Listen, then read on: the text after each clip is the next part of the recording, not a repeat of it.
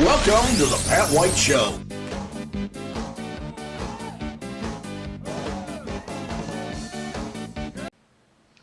If you've been watching television lately, you know there's a lot of beating and gnashing of teeth going on about Elon Musk and his musketeers that are going around checking into what's going on in the government, who's paying what, who's getting what, and where the money is going.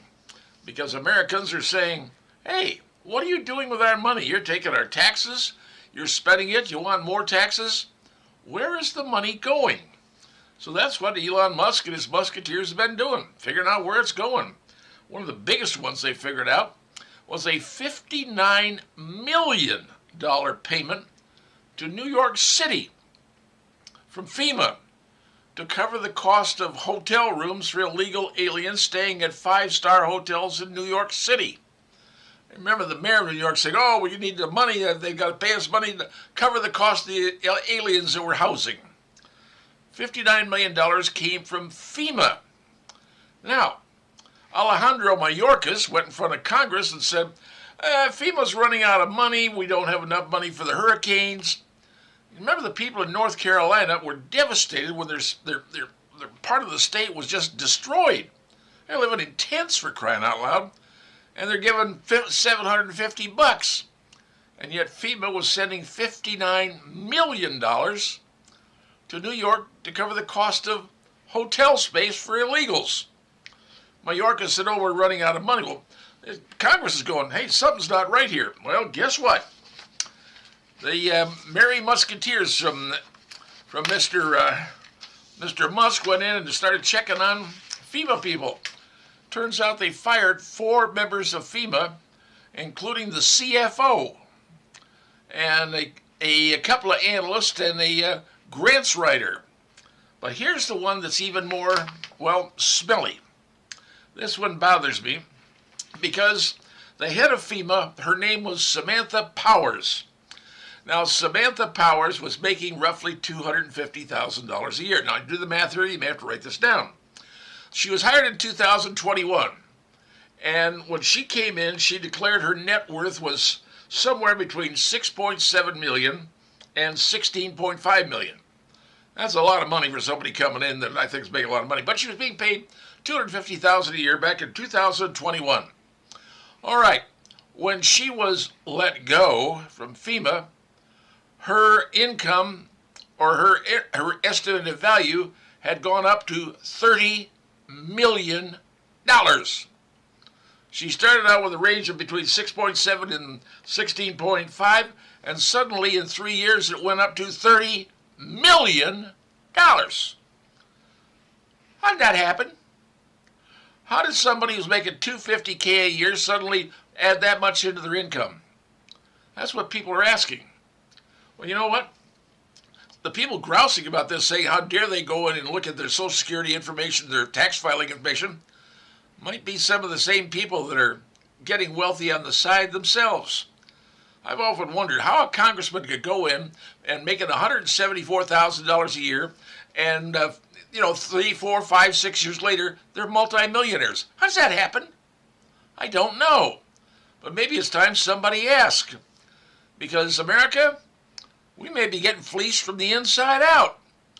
And that's why FEMA sent money to New York instead of to the people who were living on nothing in North Carolina. If that doesn't make you angry, probably nothing will. And that is very, very unfortunate. If you're a parent of a child under the age of 16 years old, you're probably pretty concerned about what your kid is looking at online. Let's be honest.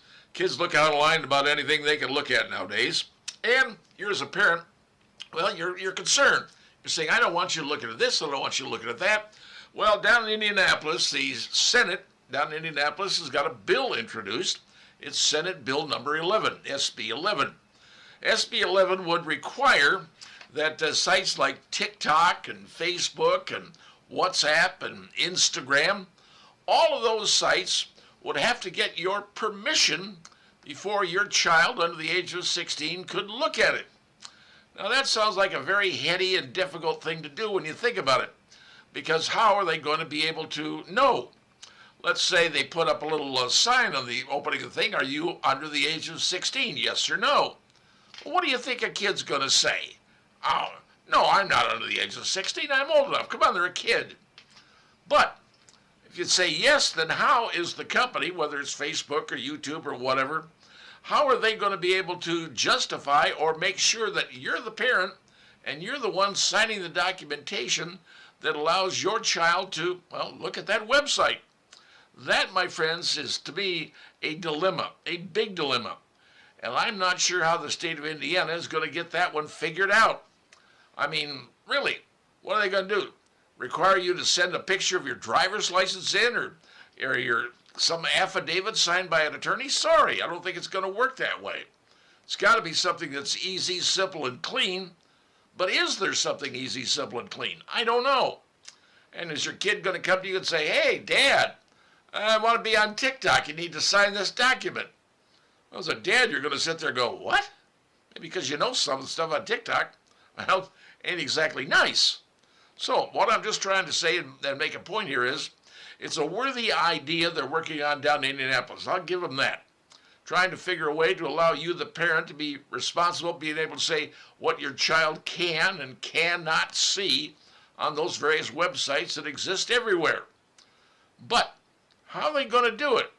And then, if they mess something up, how is a parent or the state going to go after these companies? Because most of these companies are, well, in California or some other state, or maybe across the pond. How are they going to enforce that? And what can they do with it? So it's a moral dilemma, in my opinion. It sounds good on its face, but I don't think it's going to be very effective. Senate Bill 11, it's called, and it's going to say, well, gee whiz, a kid under the 16 has to have mom or dad's permission or a legal guardian's permission to be on any particular website. Good idea? Maybe. Execution? I don't think they can do it. Just my opinion, but if you're wondering what's going on down in the state, now you know. If you have lived in Fort Wayne for any period of time, and I mean a long period of time, you probably know about a piece of ground on Clinton Street. Now you're driving down Clinton, heading toward downtown. Just before you get to the river, there is a big clump of land on the right-hand side. It's across the street area from the Science Central. If you remember that particular area we're talking about, in that general area. Big plot of land, it's 29 acres. And that used to be a scrap yard and a rail yard. Now, this was a long, long time ago. Well, that scrap yard went away in 2006 and has been sitting there doing nothing ever since. Now, you may be saying, well, why not? That's prime land down there. That's pretty cool stuff. Boy, it's right there next to the city, right on the river. Must be something they could put in there. Well, you know, they've tried. A study was done of the ground, what's under that ground. That study has been held in secret for years, and I mean a number of years. And a lot of people would say, what's going on with that ground? What's under there? What's a problem that you can't really build anything there? Well, I don't really know what the study says. I've had people tell me that, well, if you want to build something above the ground, that would be fine, but you don't want to go underground because there's stuff in there you don't want to know about. All right, well, that's a possibility. It used to be a scrap yard, used to be a rail yard. Heck, those things can have all kinds of stuff buried underneath it. So what the mayor wants to do, she just announced a Fort Wayne North River Field House. Now, field house means what? Well, basically it means gaming. Not the gaming, gambling kind, but the sports gaming. You know, like various sports like baseball, that kind of stuff. Baseball, softball, those kind of things. Big field house. They plan on spending somewhere between $50 and $60 million. Now, 29 acres, bordered by Clinton, Harrison, and 4th Street. And you all know where that area is. It's downtown. It's a big clump area that, well, nothing gets done. The problem still comes to me is what is going on there? What is under that ground? And I think, to be honest, it's time the city of Fort Wayne to tell people and release that study so we know what's under the ground. Because if you're going to be playing there, or you're going to have your kids playing there, or whatever it is at this field house, shouldn't people know what the heck that ground is about? That's my opinion. Now, I don't know about you, but if you're perfectly okay with it, fine and dandy. They expect this thing is going to be used about 27 weekend tournaments annually. Well, that's a lot of weekend tournament stuff going on. And they figured it's going to bring people in from all around the area to play these various softball and baseball type tournaments or whatever type gaming they have over available in that area. And they say local schools and clubs and various organizations can use it on the off periods, which is perfectly fine. Supposed to be state of the art, pretty cool, pretty neat, cool design, everything else, which is fine. Now, they say it's going to create 900 jobs, contribute $12.9 million to the labor economy, and create people coming into town will need 54,000 hotel nights annually and generate, they say, $700,000 in tax revenue. That's all well and good. It could, very well. But don't you think we need to know what on earth is under that ground? That's just a position I'm taking. You don't have to, it's not a big deal, but I want to know what's under that ground before they develop anything, because that will tell you whether it's safe or not for your family, for me, or you, or anybody else. Just something I'm bringing up. So before they do all this big money enterprise, let's figure out what the heck we're dealing with. That's a smart thing, and that's the right way to go.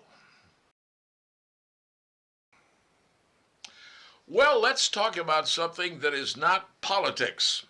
Yes, I know I've done a lot of that lately, but sometimes you got to talk about something else. So here's something else. As you know, the Indianapolis Colts have not had a big time, a big team chance to get the Super Bowl since, Peyton Manning? Well, that was a long time ago. Peyton Manning was great, and when he was here, man, the state was alive. People cared about. Everybody had tickets to get down there, and if you didn't have tickets, you were trying to get tickets. But that was a long time ago, far, far away. Well, here's something to think about, and you probably are going to say I'm a heretic or whatever for saying it, but the New York Jets just released Aaron Rodgers. You're going, okay, big deal. Aaron Rodgers, he's 41, he's old. He may be old, he may be 41, but maybe he's looking for a chance to finally put somebody on the map again, much like when Peyton Manning left Indianapolis and went to, Denver, gave them another Super Bowl. Well, is it possible that he could consider coming to Indianapolis? Well, I have a very dear, dear friend. His name is Dean McNeil. Some of you have probably heard the name. He was on WQHK back in the old days. He was also on Sports Talk. Art and Dean, all those people, he was there. And so he knows his stuff, but he is a diehard Green Bay fan. I haven't talked to him about this, and I probably will. He's going to call me. I could almost bet you on that when he hears I'm talking about this. But what about taking him and saying, okay, Aaron, come to Indianapolis and see what you can do? Now, let's be honest. The Colts have not had a good year, and their quarterback has not been exactly sterling. But what if a guy comes in like Aaron Rodgers and says, hey, let's liven up the place. Let's change things. Let's make it happen. Playing in Lucas Oil, it's an indoor field. Maybe he's better in there. Yes, he got hurt when he went to New York, had an Achilles problem and then a hamstring problem. But now he's back to being okay. But playing in Lucas Oil, playing in that might be a place to play, and he might be able to put it together. And I'm just saying maybe. Is it worth a shot? Well, in my opinion, yes. Because, Rodgers, if you didn't know this, has 503 regular season touchdown passes. That's fifth in the NFL behind, let's see, how about, Drew Brees. That's one. Peyton Manning. Peyton Manning's got 519. He's got 503. How about Brady? Well, Brady's got 649. Brett Favre, 508. But they've all thrown over 500. Aaron Rodgers has done the same thing. He can be good. Maybe, I'm just saying maybe, that maybe this is a shot. Maybe it's worthy looking into. Maybe we can get him for a song. You don't know what he wants to do. He's been shunned by New York, been shunned by the Packers. But what if he comes back and says, I'm going to show you guys exactly what you got rid of? Wouldn't that be an interesting concept? Aaron Rodgers, quarterback for the Indianapolis Colts? Woo! Wouldn't that surprise a lot of people? And what if, just maybe, what if he pulls it off? Is it worth a shot? Is it worth taking a chance? Hey, he's an outcast every place else. Why not give him a chance in Indianapolis? And let's see what Aaron Rodgers can do to maybe, just maybe, put the Colts back in the big winner's circle. Just a thought, and it's my opinion. If you've ever been to an airport recently, you know since the days of 9/11, well, every time you go through, you got to go through a metal detector, right? And sometimes the metal detectors are pretty obtrusive. And metal detectors are starting to show up everywhere. You go to certain concerts and things like that. You go see some television show, you're going to go through a metal detector. Well, how would you like it if you were in high school and you had to go through a metal detector? And guess what? It's coming, and it's here. It just started at Muncie Central High School down in Muncie, Indiana. They are now installing or have installed metal detectors. That's right. Muncie Central High School has installed metal detectors to detect knives and, well, guns. Now you're going, what? High school? Muncie Central doesn't have any problems. Well, apparently they don't. But let's be honest. What things have happened in high schools where kids have brought in weapons and started, well, shooting people? It's happened. The guns are getting smaller. The kids are saying, well, I'll just put them in a bag and carry it in my bag and into school, go into a bathroom, take out the bag, come out and start, killing people. It's happening, folks, whether you like it or not. So Muncie Central has gotten 3 of these. They're called metal detector pillars. Total was over $60,000. Now, they get that out of the school budget? Well, I'm not sure exactly where they got it. Doesn't matter, but they have them. They're going to start using them also with the sports games, the basketball games, football games, or whatever. They say you get a lot of people through those things rather quickly. And knowing how they work today, they're set up to find knives and guns, not necessarily keychains. Now, here's the deal. Kid goes to school, he's going to have to pass his laptop or his other stuff through to a person waiting on the other side, another guard who's checking that stuff out with a wand or whatever. But here's a school in Indiana. Muncie Central is now utilizing metal detectors in the school. So is it going to be long before you see it in, your high school, your kid's high school? They use them down in Indianapolis to go to the Indy 500. Been down there, seen the metal detectors? Yep, they use them. They're using them at the Colts games as well. So they're becoming fairly prevalent and popular. I don't want to use popular, probably not popular, but it is what it is. So now we know a high school in Indiana, Muncie Central, is now installing and is using metal detectors. What's next, Fort Wayne? Are we going to see them in your schools? Are we going to see them at your football games, your basketball games? There's a certain amount of violence that exists in this town, not in the schools, but it does exist. Are the schools going to say they have to install metal detectors as well? Is this a coming trend? Is this something what we have to look forward to? And that, my friends, is a sad state of affairs. Just saying, and it's my opinion. Everybody knows that Donald Trump has made a decision to take the people that came into the U.S. illegally and send them back to where they came from. Now, we have millions of people who came in illegally, and right now they're starting with the criminals and getting them out regardless, even though some countries said we don't want them back.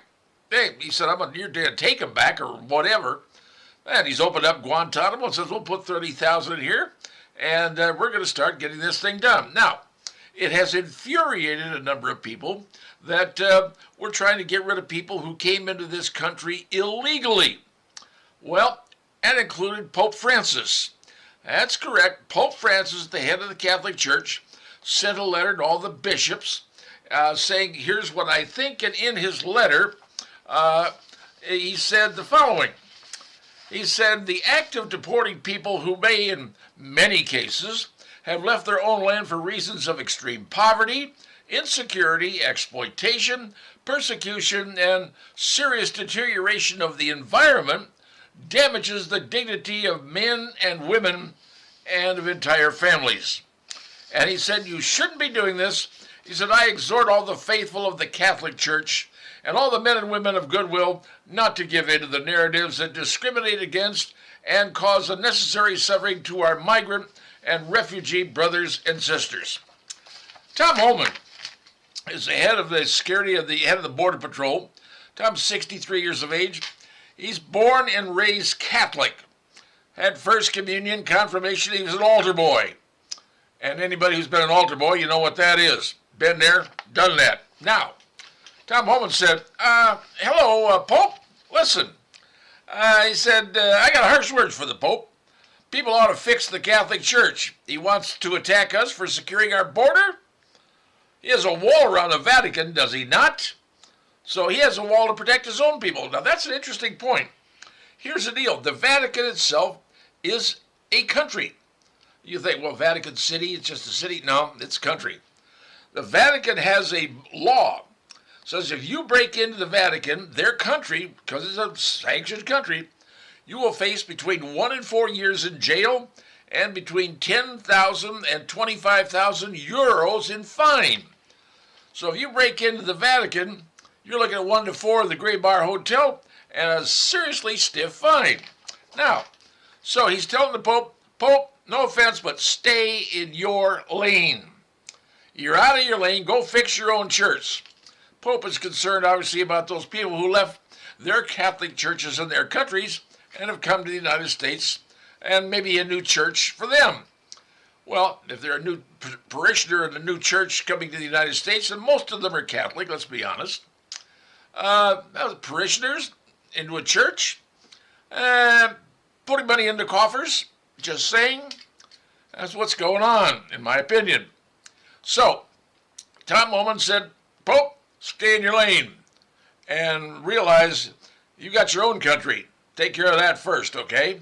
So that's the situation, folks. Now you understand the fight going on between the Vatican and the President of the United States about deporting people back to their countries, and the Pope says, that's not fair to them. Well, guess what? You can't break into the Vatican without going to jail. Go figure. You can't play it two different ways. You got to play it straight down the middle. And that's the situation. And now you know. Well, this week is the week of the Daytona 500. And for those of you that don't really know, in NASCAR, that's sort of like the Super Bowl for NASCAR. It's not at the end of their year. It's the beginning of their year. And this goes on down at Daytona Beach, and it's one of the biggest races. People want to go to that. It's been sold out for heaven knows how long. People want to go to that because that's where everybody gets their start. Daytona 500 is coming up. Well, Dale Jr., son of Dale Sr., has just done something that took him 20 years to do. You're saying, well, it took Dale Jr. 20 years to do. Get the rights to his father's number 3. That's right. When Dale Sr. was killed back in 2001 at a crash at Daytona, his wife Teresa inherited that particular number, that particular company, because DEI was Dale Earnhardt Enterprises, the racing company that Dale Sr. had. And Dale Jr. was a younger man at that time. But anyway, Mama, Dale Sr.'s wife, Teresa, she took over running the enterprise. And for whatever reason, and I don't know the reason, that the son and the stepmother did not get along. Whether it was personal, whether it was professional, I don't know. But it took 20 years of battling back and forth.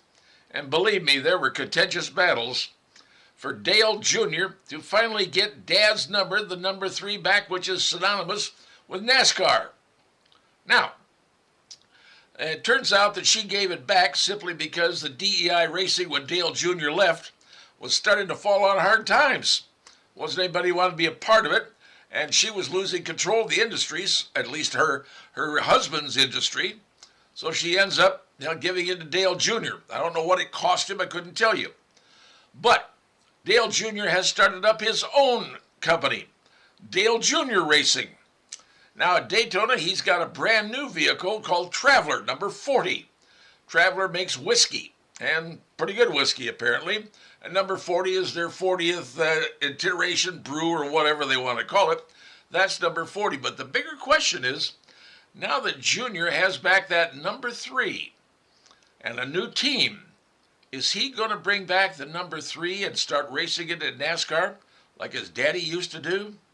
That, my friends, is a very interesting question. So now Dale Jr. has number 3 back.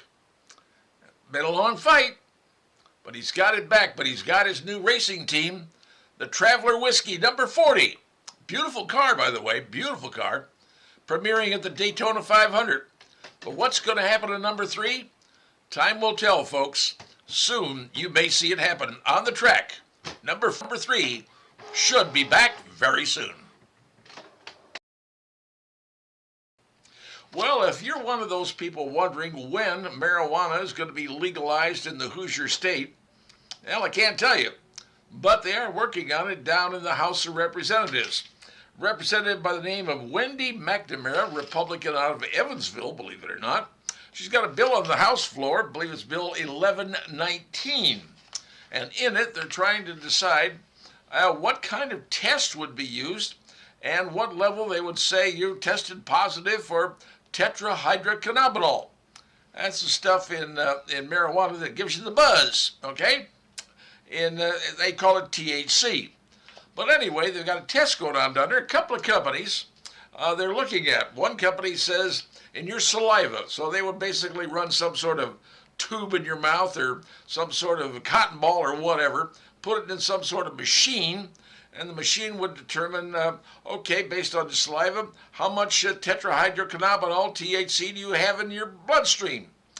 Right now, 2 different tests are being set up. One is for 5 milligrams, and the other one is for 25 milligrams. 2 different setup, 2 different machines, 2 different companies, if you will.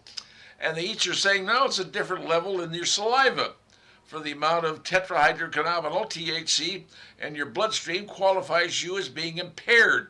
Sort of like you blow a 0.8 or 0.08 in the blood alcohol, 0.8 test, well, you're considered drunk. So that's the level they've set. It says, okay, 0.8, that's what it is.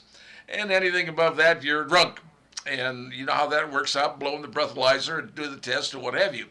Well, they're still trying to figure out what Indiana's going to do because they realize that Indiana is losing a certain amount of money, and I don't know how much amount of money it is, because people are going across state lines into Michigan and Illinois and Ohio. Now, Kentucky's got the medicinal marijuana for the medical people. But anyway, it's happening around the states, around Indiana, and many states are defying federal law, just saying, hey, we're going to make legalizing marijuana. And like the concern of many people in law enforcement, hey, if we're going to bust somebody for driving under the influence like we do people drinking alcohol, you got to have a test. That's what they're wrangling with right now, trying to figure out the right test. 2 companies right now are vying, but what's the amount? Is it 5 milliliters or is it 25? That is yet to be decided, and prosecutional organizations and defense attorneys are arguing back and forth what it should be. Will they settle on something? Yes, eventually. What will it be? Can't tell you. But at least you know they're trying to figure out what kind of tests it could be done and how much you've got to have in your system to be counted as drunk driving or buzz driving, if that's what they want to call it, and get yourself arrested and into court. It's a tough dilemma they're working on. Hopefully they'll get it done, and once they get that figured out, then maybe, just maybe for you fans of marijuana, the state of Indiana may legalize it. I still have a problem, though, because it's still a federal crime. And I don't know if it legally can be done by the states to say, we don't care about federal, we're going to legalize it and sell it. No. That's an issue that's for the courts to deal with and not me. So anyway, now you know what's going on down in Indianapolis. They're trying to figure out what amount of tetrahydrocannabinol can you have in your system to be legally buzz driving. Something new to learn about. We haven't figured it out yet, but eventually we will. And someday they may decide on the legalization of marijuana. Remember the days when you had regular cable TV from companies like Comcast?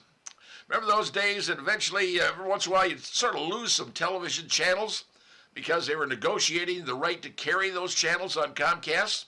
And every time they negotiated the right, well, suddenly your cable rates went up, right? because, well, that network says that we want more money for you to carry our channel. So the cable networks like Comcast gave in, and your rates went up. Well, now many people have that YouTube TV, and I confess I'm one of those. I happen to like it. It works fine. I don't have cable. Got it on the internet. Works dandy for me. It's from the folks at Google. Well, guess what? They're now having the same problems that Comcast used to have involving the cost of the service that they're carrying. It seems that CBS and a whole bunch of folks, Paramount and things involved with CBS, the networks they have, are demanding that Google give them more money. Now, they're trying to get something worked out. And they got a short-term agreement going on right now. That short-term agreement, thank goodness it's in place, because on the 13th of February, which we've already passed, you would have lost your CBS. CBS this year, you think about the Masters tournament, and heaven knows what else, NCAA basketball. All that could have been gone. You have to be using a regular channel or regular antenna to watch that on your TV. If you lose it on your Google TV, your YouTube TV. So what's going to happen? Well, right now they have a short-term agreement trying to figure out what the cost is going to be. Folks at Paramount and CBS are saying, those people at YouTube, Google, they're just trying to have their own way. Well, the people at CBS, Paramount want more money. Let's be honest. It's a business. Where's it going to end up? I do not know. Will ultimately CBS prevail and get the folks at Google to pay them more money to carry their services? Probably. Either that or CBS is going to say, no, you're not carrying us, and they'll find someplace else. Regular free TV, you can still get that. We'll antenna on your TV, not a big deal. But that's what's going on. So you might want to see your rates going up on your YouTube TV in the very near future. And folks, it won't be just for CBS. There'll be a start. CBS, NBC, ABC, whomever else they carry on there is going to start coming and saying, hey, time to pay us more. And ultimately, the cost is going to go up, and you and I are going to bear the price. That's the world we live in, folks. TV is no longer free.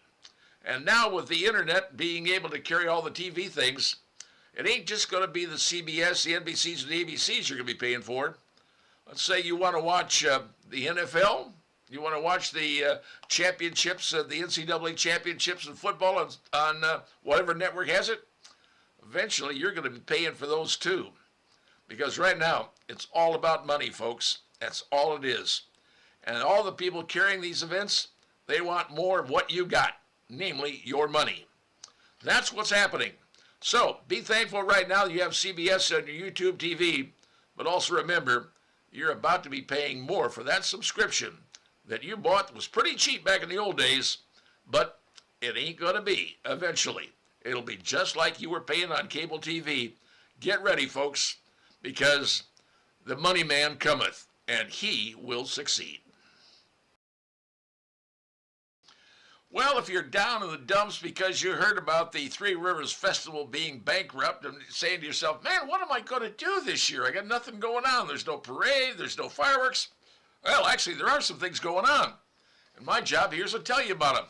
One of the big things we have in Fort Wayne is the opening day for the Tin Caps.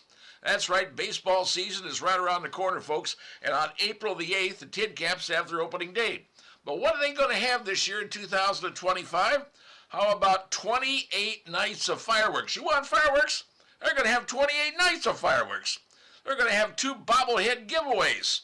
So if you like those bobblehead dolls, okay, fine, you get those. They got a handful of celebrity nights, including an appearance by wrestling legend Mick Foley. I don't know who Mick Foley is, but apparently he's a wrestling legend. But they've got some other great nights going on, like the Military Appreciation Night on May the 3rd. They're going to have a Star Wars Day. That's going to be on Sunday, May the 4th, some of the events they have going on. And I marked down some of these. They're going to have a Rally Towel giveaway night on Friday, May 16th.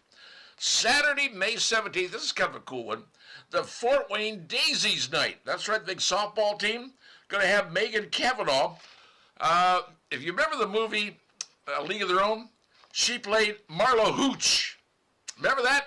She's going to make an appearance on Saturday, May 17th. And then, of course, we got Well, one of the things they got going on, too much to mention, Pro Wrestling Night, that's with the Hall of Famer Mick Foley, that's on June 27th. Another Rally Towel Night is going to be on July the 1st. And on, how about Superhero Night, Friday, July the 11th, featuring the Ken Cammermeyer bobblehead giveaway. So if you're a fan of that, bobbleheads are going to be given away. And then, this is a big one, my grandchildren are going to love this one in particular. Sunday, July the 11th, is Bluey Night. So if you're a Bluey fan, that's what's going on. Some of the things happening in baseball, great stuff for the Tin Caps. Take the family, go down there. It's family entertainment. It's worth every dime. Now, speaking of other things we're going to have this summer, you know, years ago we had a carnival that went on over at the Coliseum.